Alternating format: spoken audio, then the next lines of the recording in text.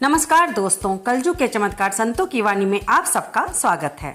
दोस्तों, आज की वीडियो में हम जानेंगे जोगिनी एकादशी के बारे में, जो कि जून के महीने में आती है और कृष्ण पक्ष की एकादशी को जोगिनी एकादशी कहा जाता है।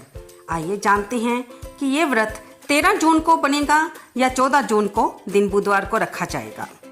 इस दिन भगवान विष्णु की पूजा करने से पापों से मुक्ति मिलती है और अगर इस दिन उपवास रखा जाए और साधना की जाए तो हर तरह के पापों का नाश होता है। लेकिन आप सबसे प्रार्थना, वीडियो शुरू होने से पहले मेरे वीडियो को लाइक भी करें और कमेंट बॉक्स में सुनने के बाद जय विष्णु भगवान लिखना ना भूलें। आप जल्दी जल्दी में वीडियो सुनते हैं लेकिन लाइक करना और कमेंट करना भूल जाते हैं। और कृपया इस बार ये भी लिखिए कि आप इस वीडियो को कहाँ से सुन रहे हैं। आइए शुरू करते हैं आज की वीडियो। हिंदू धर्म में एकादशी का विशेष महत्व बताया गया है। हर महीने में 2 बार एकादशी आती है, पहले कृष्ण पक्ष में, दूसरी शुक्ल पक्ष में। आषाढ़ माह के कृष्ण पक्ष की एकादशी तिथि को योगिनी एकादशी कहते हैं। शास्त्रों में कहा गया है कि एकादशी का व्रत करने से मोक्ष की प्राप्ति होती है और कई प्रकार के पापों का नाश होता है। योगिनी एकादशी का व्रत इस बार 14 जून को दिन बुधवार को रखा जाएगा। आइए इसकी पूजन विधि के बारे में अब हम जानेंगे। योगिनी एकादशी के बाद देवशयनी एकादशी मनाई जाती है। देवशयनी एकादशी से भगवान विष्णु 4 महीनों के लिए जोग निद्रा में चले जाते हैं, इसलिए शुभ कार्य पूरी तरह से वर्जित हो जाते हैं। इसलिए योगिनी एकादशी को बहुत महत्वपूर्ण माना जाता है। इसके अलावा निर्जला एकादशी और देवशयनी एकादशी जैसी महत्वपूर्ण एकादशी के बीच योगिनी एकादशी आती है। इस वजह से भी इसका महत्व काफी बढ़ जाता है। आइए अब जानते हैं कि योगिनी एकादशी का शुभ मुहूर्त क्या रहेगा। योगिनी एकादशी का व्रत दिन बुधवार 14 जून को रखा जाएगा। एकादशी तिथि का प्रारंभ 13 जून मंगलवार को सुबह 9:28 से शुरू होगी और इसका समापन 14 जून बुधवार को सुबह 8:48 पर होगा। सूर्योदय तिथि होने के कारण व्रत 14 जून बुधवार को रखा जाएगा और इसका पारण 15 जून को सुबह 5:32 से लेकर 8:10 तक के बीच में रहेगा। आइए अब जानते हैं पूजन विधि। योगिनी एकादशी के दिन सुबह स्नान के बाद भगवान विष्णु और माता लक्ष्मी की विधिवत पूजा करें। भगवान को फल फूल अर्पित करें और सच्ची श्रद्धा के साथ उनकी आरती करें। आपने जिस तरह से भी व्रत रखना है, अपने घर के मंदिर में या पास वाले मंदिर में जाकर व्रत का संकल्प लें। भगवान विष्णु की अनुकंपा से यहाँ आपके जीवन में सकारात्मक ऊर्जा का प्रवेश होगा।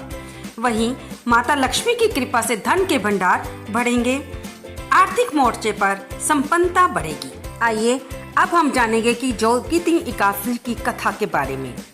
इस दिन भगवान नारायण की पूजा आराधना की जाती है। श्री नारायण भगवान विष्णु का ही एक नाम है, अतः अन्य एकादशियों के समान ही भगवान विष्णु अथवा उनके लक्ष्मी नारायण रूप की पूजा आराधना करें और दान आदि की क्रियाएं पूर्ण करें। इस एकादशी का व्रत करने से संपूर्ण पापों का क्षय होता है और पीपल का पेड़ काटने जैसे पाप से मुक्ति मिल जाती है। किसी के दिए हुए शाप तक का निवारण हो जाता है इस व्रत को करने से। इस व्रत को करने वाला इस लोक में सभी सुखों को भोग कर अंत में मोक्ष को प्राप्त कर हरि चरणों में निवास प्राप्त करता है, ऐसा शास्त्रों का कथन है। धर्मराज युधिष्ठिर ने भगवान श्री कृष्ण से कहा, हे माधव, अब आप कृपा करके मुझे आषाढ़ मास के कृष्ण पक्ष की एकादशी के महात्म्य, विधि विधान आदि को इसके नाम सहित बतलाइए। इससे आगामी पीढ़ियों को इस व्रत के बारे में सारी जानकारी प्राप्त होगी। भक्त वत्सल भगवान श्री कृष्ण बोले, हे राजन, आषाढ़ मास के कृष्ण पक्ष की एकादशी का नाम योगिनी एकादशी है। ये व्रत पापों को क्षय करने वाला और सभी सुखों को देने वाला और अंत में मोक्षदायक है।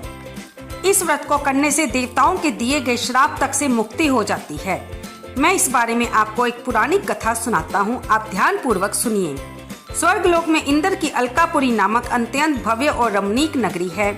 इसमें जक्षों का राजा कुबेर एक भव्य भवन में रहता था। कुबेर भगवान शिव का भगत था और प्रतिदिन प्रातःकाल शिव जी की पूजा आराधना किया करता था। हेम नामक एक माली प्रतिदिन पूजा के लिए मानसरोवर के फूल लाकर कुबेर के यहाँ पहुंचाया करता था। हेम माली की पत्नी का नाम विशालाक्षी था। वह अप्सराओं के समान सुंदर, अत्यंत गुणवती और महान पतिव्रता थी।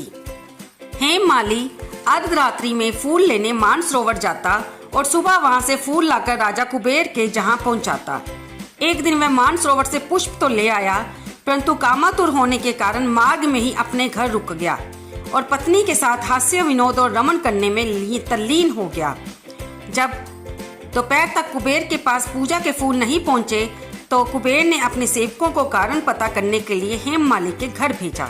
सेवकों ने राजा कुबेर को आकर बताया कि वह पापी तो काम के वशीभूत होकर अपनी स्त्री से हास्य विनोद तथा रमन करने में लगा है।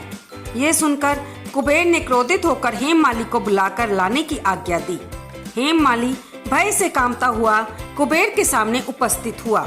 उसे देखकर क्रोध के मारे कुबेर के नेत्र लाल हो गए और वह कहने लगे, अरे पापी, नीच, कामी, तूने मेरे पूजनीय ईश्वरों के भी ईश्वर शिवजी महाराज का अनादर किया है, इसलिए मैं तुझे शाप देता हूँ कि तू स्त्री का वियोग सहेगा और मृत्यु लोक में जाकर कौड़ी होगा।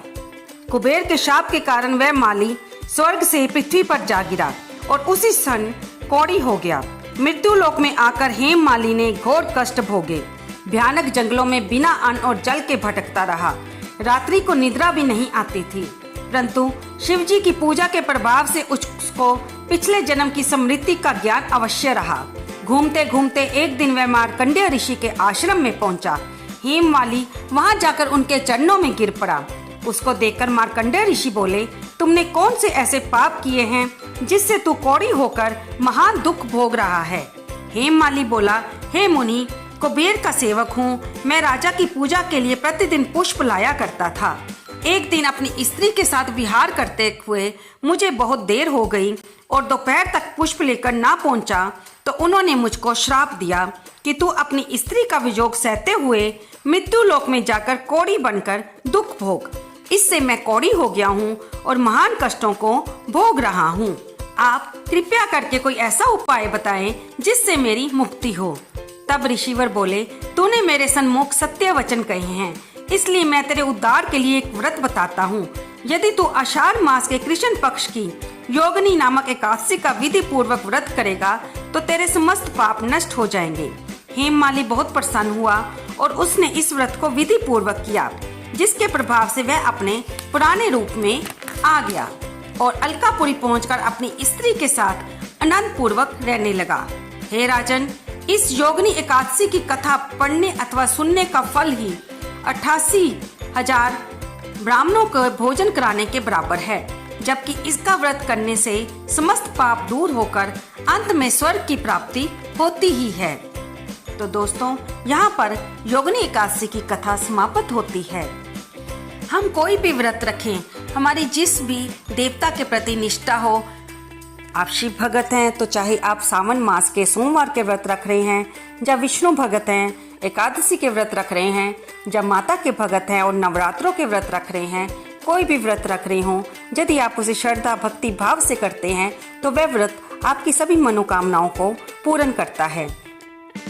हमारा हर समय आपसे यही प्रार्थना होती है कि आप कोई भी व्रत रखें, लेकिन उस दिन ब्रह्मचर्य का पालन करें, द्वेष भाव से बचें, क्रोध ना करें, झूठ ना बोलें और किसी का बुरा मत सोचें, निंदा चुगली से बचें और साथ में ही ज़्यादा से ज़्यादा अपने इष्ट देव के मंत्र का, गुरु मंत्र का जाप की और शाम को अपने व्रत को पूर्ण करके आरती के बाद भगवान के सामने अपने व्रत में जाने अनजाने हो जाने वाली भूल के लिए क्षमा प्रार्थना करें।